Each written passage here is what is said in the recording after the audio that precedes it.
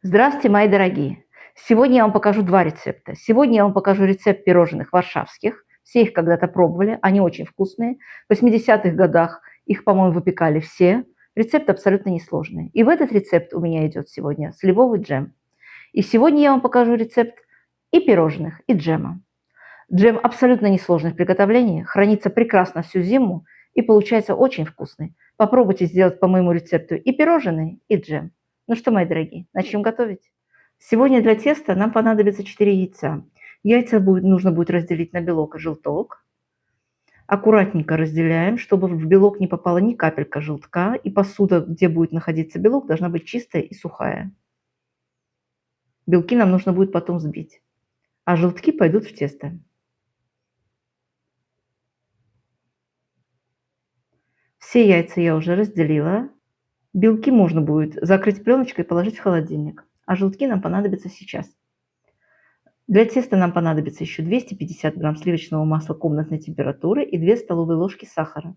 В граммах все я, конечно, напишу под видео. Добавляю щепоточку соли и ванилин или ванильный сахар. Масло нужно будет взбить до пышности. На это все у нас уйдет где-то приблизительно 5 минут.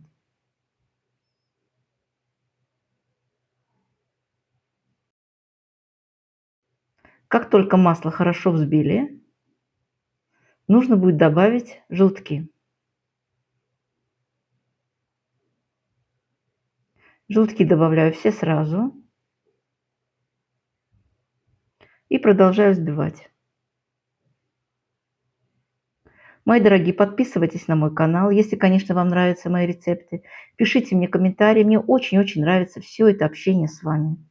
И я очень вам всем рада. Добавляю 160 грамм сметаны.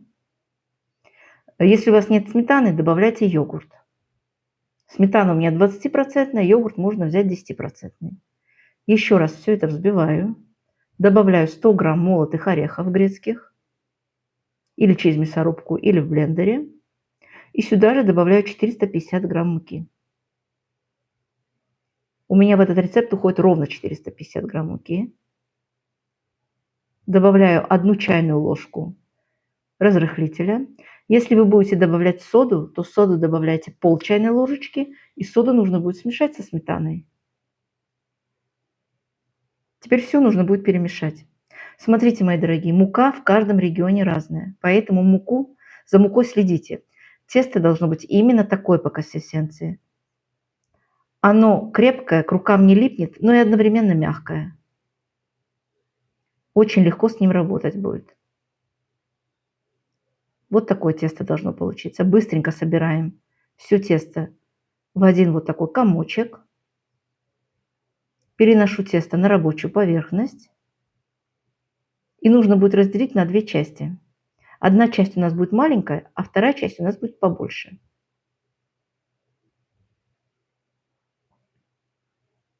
Все в граммах я напишу внизу. Маленькую часть мы должны будем положить в полиэтиленовый пакетик и положить ее в морозилку. А большую часть положим просто в холодильник.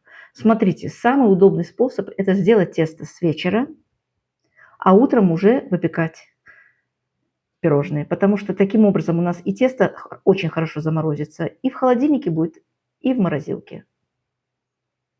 На следующий день нужно будет вначале, конечно, взбить белки. Переносим белки в более большую посуду, щепоточка соли и начинаю взбивать. Добавляю 100 грамм сахара.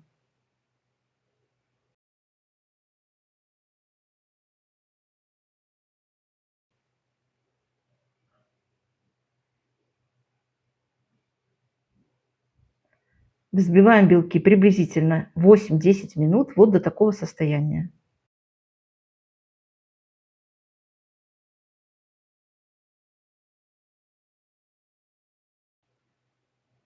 Вытаскиваем из холодильника.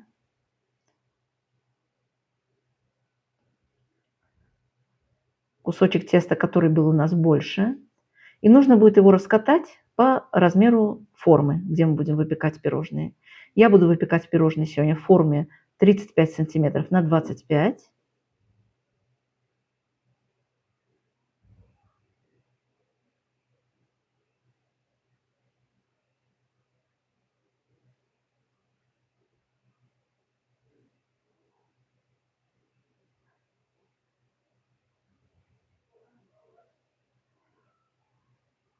Быстренько раскатываем и переносим вместе с бумагой на противень. Раскатывать лучше всего, конечно, сразу уже на пергаменте. Духовку включаем разогреваться на 180 градусов. Здесь у меня сливовый джем. Именно рецепт этого джема я вам дам потом, в конце видео.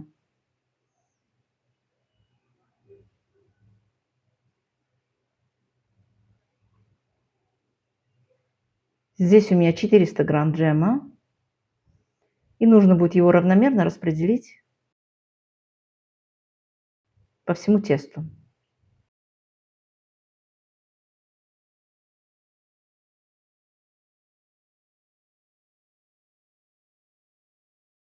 И сверху нужно будет положить все безе. Пишите, мои дорогие, мне в комментариях, кто вообще знаком с этим рецептом, кто пробовал варшавские пирожные и с каким джемом, повидлом вы их пробовали. Я пробовала делать эти пирожные и с яблочным джемом, и с абрикосовым. Получается тоже очень-очень вкусно. И теперь второй кусочек теста из морозилки уже нужно будет натереть на крупной терочке.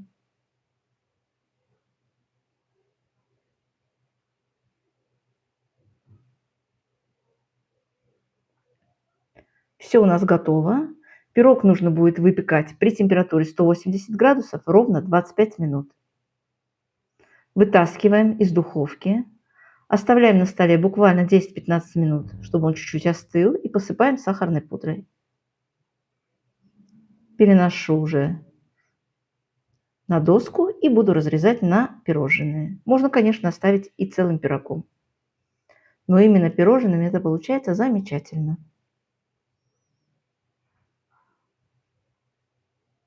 Вот такие пирожные у нас получились. Рецепт абсолютно несложный, вкусный, быстрый, и пирожные эти хранятся очень долго. Получаются они сверху такие хрустящие, а внутри нежные-нежные.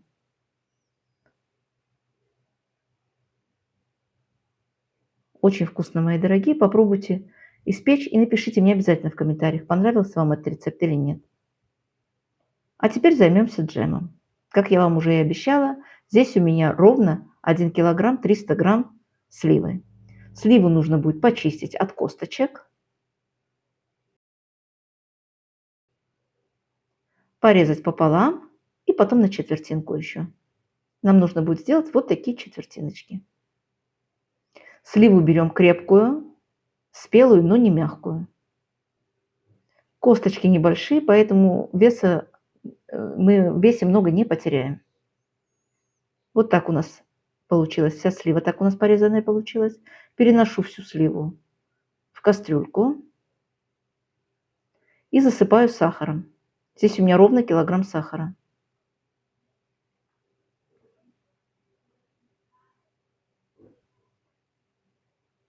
Нужно будет перемешать хорошенько.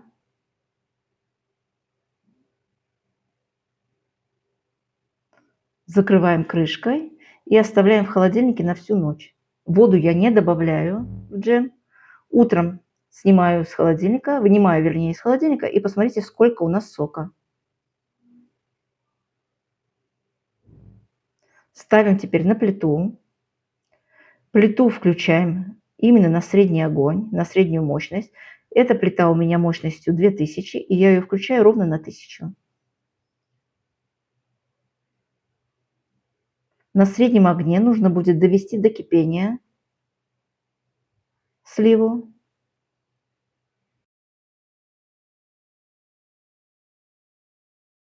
Видите, пенку мы не собираем.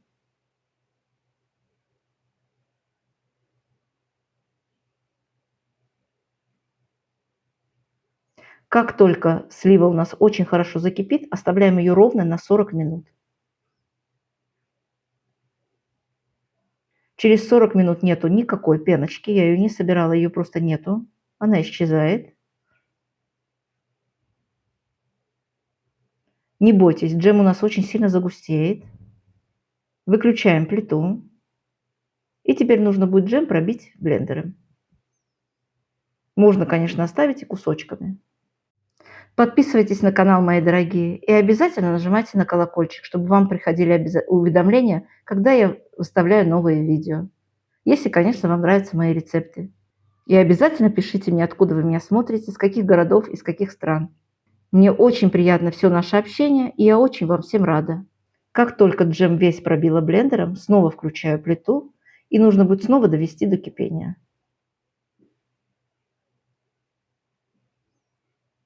Как только закипает, выключаем плиту,